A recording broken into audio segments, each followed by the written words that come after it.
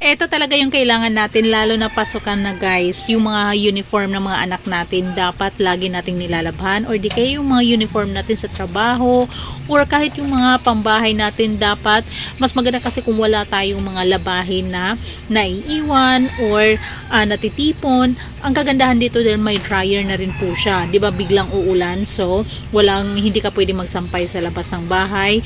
So kapag meron ka nito, madali lang. O di ba natutupi lang din po yan, foldable, automatic, madali lang siyang i-operate at may dryer.